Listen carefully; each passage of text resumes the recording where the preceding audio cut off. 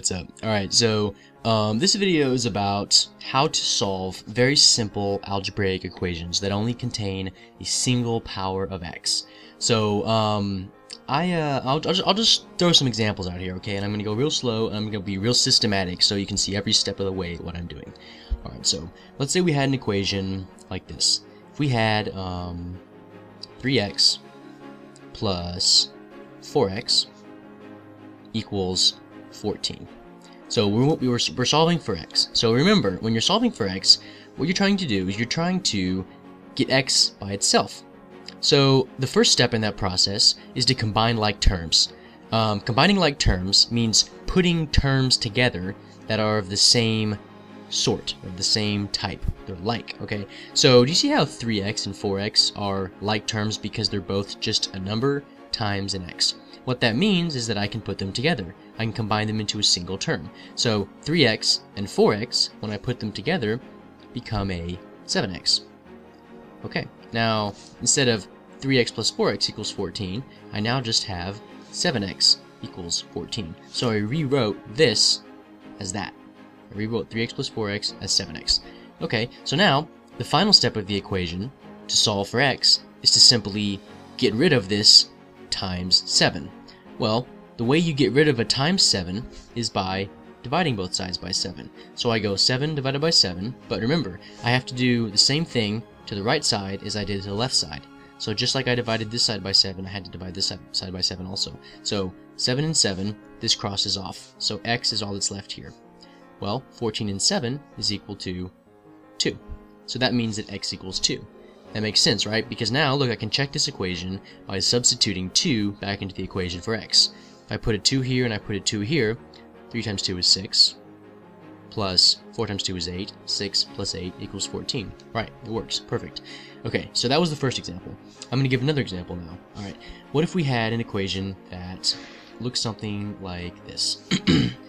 10x equals 4 plus 6x. So how do I go about doing this? The first step is that I need to, again, combine like terms. Now the difference is here, as compared to the last example, is that this x, these two terms that contain x are on different sides of the equal sign. So what that means, instead of just combining them, I actually have to move one of these terms over, or subtract it from both sides. So I'm going to do this. I'm going to take this 6x, and I'm going to go minus 6x, and minus 6x. So what I did is I just did the same thing to one side as I did to the other. Now I chose a specific thing that I was going to do. I subtracted 6x because I knew that it would cancel out this positive 6x, and that's what I wanted to do. So now I just have 10x minus 6x equals positive 4x, because 10 minus 6 is 4, and what you do is you just subtract the numbers in front. You don't touch the x.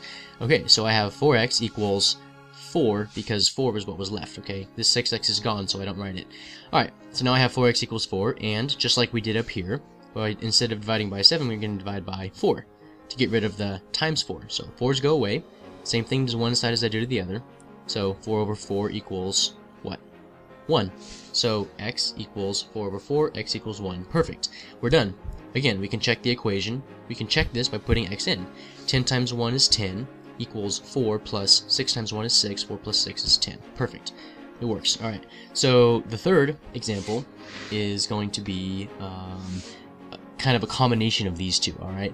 It's going to be 2 plus 3x equals negative 5x plus 18.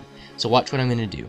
Now, the reason I gave you this third example is because it illustrates sort of a subtle little point, which I think is important to go over. And that is, whenever you're faced with one of these situations in which you have just a number and then you have some x over here, and then you have an equal sign, then you have some x and some number, the first thing you have to do is you have to decide which side of the equation is going to be the side that you put the x's on, and which side of the equation is going to be the side where you just put the numbers on. Because the idea is you want to get everything with an x to one side and everything that doesn't have an x to the other side. Okay, so you have to choose. How about this? So I'm just going to choose that I'm going to say I want the right side of the equation to be where all the x's are. So that what that means is that any x that's on the left side See, I'm going to actually have to take this negative 5x and bring it over. I need to get rid of the x on this side. So what I'm going to do is I'm going to do that. I'm going to add 5x to this side.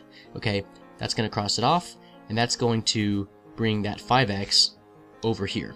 Okay, so I'm going to add 5x to both sides. All right, so what that means is that I'm actually going to end up with an 8x on this side, right? So how about this? So I'm going to do this all in one step. So now I'm going to leave this here for now, though, right? So now I want to get rid of this 2.